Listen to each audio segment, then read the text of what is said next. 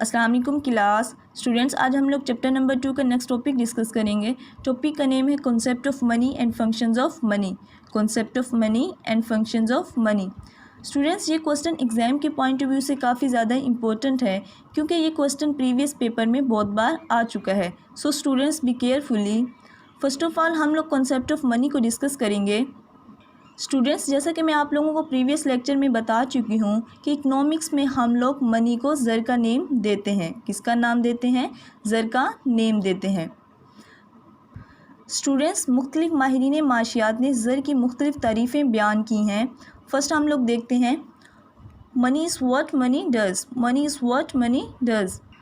ہر وہ چیز جو زر کے فرائض سر انجام دے زر کہلاتی ہے۔ ہر وہ چیز جو زر کے فرائض سر انجام دے زر کہلاتی ہے۔ فشر کے مطابق زر اشیاء و خدمات کے بدلے میں ادائیگی اور قرضوں کی واپسی کا قابل قبول ذریعہ ہے۔ زر اشیاء و خدمات کے بدلے میں ادائیگی اور قرضوں کی واپسی کا قابل قبول ذریعہ ہے۔ اسٹوڈنٹ، زر کی سب سے بہتر اور جامع تعریف کراؤتھر نے کی ہے۔ زر سے مراد وہ شے ہے جسے آلہ مبادلہ کی حیثیت سے عام مقبولیت حاصل ہو اور اس کے ساتھ ساتھ وہ پیمائش قدر اور ذخیرہ قدر کے فرائض بھی سر انجام دے۔ زر سے مراد وہ شے ہے جسے اعلی مبادلہ کی حیثیت سے عام مقبولیت حاصل ہو اور اس کے ساتھ ساتھ وہ پیمائش قدر اور ذخیرہ قدر کے فرائض بھی سر انجام دے۔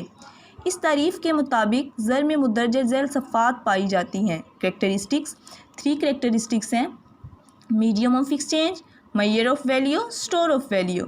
فرسٹ ہے میڈیم آف ایکسچینج، جسے ہم لوگ اعلی مبادلہ کا نیم دیتے ہیں۔ اسٹوڈنٹس، زر اشیاء و خدمات کے خریدنے اور بیچنے کا ذریعہ ہوتا ہے اور اشیاء کے لین دین میں اعلی مبادلہ کے طور پر کام کرتا ہے۔ نیز یہ ایک ایسی شے ہوتی ہے جسے لوگ بلا حیل و حجت قبول کرتے ہیں اور اس کے بدلے میں اپنی اشیاء و خدمات بیچنے کے لیے تیار رہتے ہیں۔ مثلاً کاغذی نوٹ، بینکوں کے چیک، دھاتی سکے وغیرہ لین دین کے سلسلے میں بلا روک ٹوک لوگوں میں گردش کرتے ہیں، اس لیے انہیں زر کہا جاتا ہے۔ نیکسٹ ہے ہمارے پاس معیار آف ویلیو، پیمائشی قدر۔ جس طرح اسٹوڈنٹس مختلف اشیاء کی پیمائش کے مختلف پیمانے ہوتے ہیں، اس طرح مختلف اشیاء کی قدر کی پیمائش کے لیے بھی کوئی پیمانہ ہونا چاہیے۔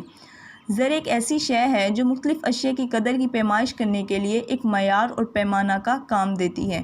لین دین کرتے وقت لوگ یہ اندازہ کر سکتے ہیں کہ جو چیز وہ خرید رہے ہیں، زر کی صورت میں اس کی قدر کتنی اکائیوں کے برابر ہے۔ لاسٹ ہے ہمارے پاس اسٹوڈنٹ اسٹور آف ویلیو، ذخیرہ قدر۔ اسٹوڈنٹس، زر ایک ایسی چیز ہو سکتی ہے جس کا ذخیرہ کیا جا سکے، یعنی اسٹاک کیا جا سکے، یعنی گلنے سڑنے والی نہ ہو۔ انسان اپنی دولت یا قدر کو زر کی صورت میں ذخیرہ کر سکے تاکہ آئندہ ضرورت پڑنے پر زر کے بدلے میں وہ اشیاء خرید سکے۔ نیکسٹ ٹاپک ہے ہمارے پاس اسٹوڈنٹس فنکشنز آف منی، زر کے فرائض۔ 7 فنکشنز آف منی ہیں ہمارے پاس۔ فرسٹ ہے ہمارے پاس میڈیم آف ایکسچینج، اعلی مبادلہ۔ زر ایک ایسا ذریعہ ہوتا ہے جس کی معرفت میں لوگ آپس میں اشیاء و خدمات کا لین دین کرتے ہیں۔ زر ایک ایسا ذریعہ ہوتا ہے جس کی معرفت لوگ آپس میں اشیاء و خدمات کا لین دین کرتے ہیں، یعنی زر کا اہم ترین اور اولین فرض یہ ہے کہ اعلیٰ مبادلہ کے طور پر وہ کام کرتا ہے۔ براہ راست تبادلہ میں لوگوں کو اشیاء کے لین دین میں دو طرفہ مطابقت میں بہت دقت پیش آتی تھی۔ مثلاً ایک شخص کو کپڑا خریدنے کے لیے کسی ایسے شخص کی تلاش ہوتی تھی جس کے پاس نہ صرف کپڑا ہو بلکہ بدلے میں خریدار کی تیار شدہ چیز کی طلب بھی وہ رکھتا ہو۔ ایسے شخص کی تلاش میں بہت سا وقت ویسٹ ہوتا تھا اور بعض اوقات فوری طور پر اپنی وانٹس کو پورا کرنے یعنی اپنی حاجت کو پورا کرنا بھی ممکن نہیں ہوتا تھا۔ لیکن زر کی بدولت اب یہ دشواری ختم ہو گئی ہے۔ اب ضروریات میں دو طرفہ مطابقت کا ہونا ضروری نہیں رہا، بلکہ زر تمام قسم کی اشیاء و خدمات کو خریدنے کا کام کرتا ہے۔ عام لوگ زر کی بدولت ضروریات زندگی خرید سکتے ہیں۔ کارخانہ دار زر کے ذریعے خام مال اور مشینری خرید سکتے ہیں۔ مزدوروں کو اجرتیں زر کی صورت میں ادا کی جا سکتی ہیں۔ نیز زر کو لوگ نقد صورت میں اپنے پاس رکھ سکتے ہیں اور جب چاہیں جہاں چاہیں اس کے ذریعے اشیاء و خدمات خرید سکتے ہیں یا بیچ سکتے ہیں۔ اسٹوڈنٹ، نیکسٹ ہے ہمارے پاس کامن معیار آف ویلیو، مشترک معیار قدر۔ اسٹوڈنٹس، زر کا دوسرا اہم فریضہ یہ ہے کہ اشیاء و خدمات کی قدر کی پیمائش کرنے کے لیے ایک معیار اور پیمانہ کا کام کرتا ہے۔ زر کا دوسرا اہم فریضہ یہ ہے کہ یہ اشیاء و خدمات کی قدر کی پیمائش کرنے کے لیے ایک معیار اور پیمانے کا کام کرتا ہے۔ جس طرح کسی اشیاء کے وزن کی پیمائش کے لیے کلو گرام اور کپڑے کی لمبائی ماپنے کے لیے میٹر یا پیمانے کا کام کرتا ہے،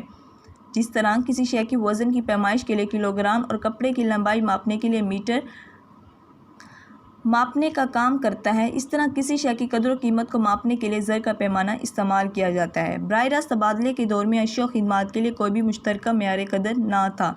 اسٹوڈنٹس، لین دین کرتے وقت ہر دفعہ یہ طے کرنا پڑتا تھا کہ 1 من چاول کے بدلے میں کتنے میٹر کپڑا یا 1 جوتے کے بدلے میں کتنے کلو گرام چاول ملیں گے، لیکن زر اب تمام اشیاء کی قدر و قیمت ماپنے کے لیے مشترک معیار کا کام کرتا ہے۔ تھرڈ ہے ہمارے پاس اسٹوڈنٹس اسٹور آف ویلیو، ذخیرہ قدر۔ اسٹوڈنٹس، زر کا اہم کام یہ بھی ہے کہ یہ دولت یعنی قوت خرید کو ذخیرہ کرنے کے کام آتا ہے۔ زر کا ایک اہم کام یہ بھی ہے کہ یہ دولت یعنی قوت خرید کو ذخیرہ کرنے کے کام آتا ہے۔ براہ راست تبادلے کے دور میں بعض اشیاء مثلاً سبزیاں اور پھل وغیرہ کا اسٹاک نہیں کیا جا سکتا تھا، لیکن زر نے اس مشکل کو آسان کر دیا۔ زر خواہ کاغذی نوٹوں اور سکوں کی صورت میں یا اعتباری زر کی شکل میں مستقبل کی ضروریات کو پورا کرنے کے لیے استعمال کیا جا سکتا ہے اور مستقبل میں خریدے جانے والی اشیاء و خدمات کی قدر و مالیت کو ذخیرہ کرنے کے کام آتا ہے۔ فورتھ ہے ہمارے پاس اسٹینڈرڈ آف ڈیفرڈ پیمنٹس، آئندہ ادائیگیوں کا معیار۔ اسٹوڈنٹ، جدید دور میں لاکھوں اور کروڑوں روپے کا لین دین ادھار کی شکل میں ہوتا ہے، لیکن اس کی ادائیگی میں کوئی دقت پیش نہیں آتی۔ چھوٹے دکاندار تھوک فروشوں سے مال ادھار لیتے ہیں اور عام لوگ پرچون دکانداروں، کاروباری ادارے، بینکوں اور عام لوگوں سے قرضے لیتے ہیں، لیکن قرض کی واپسی میں کوئی دقت پیش نہیں آتی، کیونکہ زر مستقبل کی ادائیگیوں کے معیار کا بھی کام کرتا ہے، جبکہ براہ راست تبادلے کے دور میں گائیں کے بدلے میں بالکل ویسی گائیں واپس کرنا ممکن نہیں تھا، جس کی وجہ سے ادھار لین دین میں بہت دقت پیش آتی تھی۔ ففتھ اسٹوڈنٹس ہمارے پاس ٹرانسفر آف ویلیو، انتقال قدر کا ذریعہ۔ اسٹوڈنٹ، تمام منقولہ اور غیر منقولہ جائیداد مثلاً زمین، مکان، دکان اور کاروبار کو زر کی مدد سے فروخت کر کے ایک جگہ سے دوسری جگہ منتقل کیا جا سکتا ہے، جبکہ زر کی غیر موجودگی میں زمین اور جائیداد کو فروخت کرنا بہت مشکل تھا اور کسی دوسرے مقام پر منتقل ہونے کے لیے براہ راست جائیداد کا جائیداد سے تبادلہ کرنا پڑتا تھا، جو بہت مشکل کام تھا۔ سکسٹھ ہے ہمارے پاس یونٹ آف اکاؤنٹ، حساب کی اکائی۔ کسی شخص کی آمدنی کا تعین یا اشیاء کی قیمتوں کا اندازہ کرنے کے لیے زر کو بطور حساب اکائی بھی استعمال کیا جاتا ہے۔ کسی شخص کی آمدنی کا تعین یا اشیاء کی قیمتوں کا اندازہ کرنے کے لیے زر کو بطور حساب کی اکائی استعمال کیا جاتا ہے۔ فار ایگزامپل، مزدور اپنی اجرت زر کی صورت میں حاصل کرتا ہے اور ٹیلی ویژن فروخت کرنے والا اس کی قیمت زر کی صورت میں وصول کرتا ہے۔ لہٰذا زر ایک ایسی اکائی ہے، ایک ایسا یونٹ ہے جس کے ذریعے حساب کتاب رکھا جا سکتا ہے، اشیاء کی قیمتوں اور لوگوں کی آمدنیوں کا حساب لگایا جا سکتا ہے، جبکہ زر کی غیر موجودگی میں کسی شخص کی پیداواری صلاحیت یا کسی شے کی کوالٹی کا اندازہ لگانا مشکل تھا۔ لاسٹ ہے ہمارے پاس اسٹوڈنٹس گورنمنٹ پیمنٹس، سرکاری ادائیگیوں کا ذریعہ۔ اسٹوڈنٹس، تمام قسم کی سرکاری ادائیگیاں اور وصولیاں بھی زر کے ذریعے ہوتی ہیں۔ تمام قسم کی سرکاری ادائیگیاں اور وصولیاں بھی زر کے ذریعے ہوتی ہیں، مثلاً ٹیکس، مالیہ، جرمانہ وغیرہ زر کی صورت میں وصول کرتی ہے۔ مثلاً حکومت ٹیکس، مالیہ، جرمانہ وغیرہ زر کی صورت میں وصول کرتی ہے اور تنخواہیں، فیسیں اور وظائف وغیرہ بھی زر کی شکل میں ادا کرتی ہے۔ زر کی غیر موجودگی میں سرکاری ادائیگیاں اور وصولیاں بھی اشیاء خدمات کی صورت میں کرنا پڑتی تھیں۔ زر کی غیر موجودگی میں سرکاری ادائیگیاں اور وصولیاں بھی اشیاء خدمات کی صورت میں کرنی پڑتی تھی، جو بہت مشکل کام تھا۔ اسٹوڈنٹس، آج ہم لوگ concept of money and functions of money کو ڈسکس کیا ہے۔ نیکسٹ لیکچر میں انشاءاللہ ہم لوگ کائنڈز آف منی کو ڈسکس کریں گے۔ Thank you class.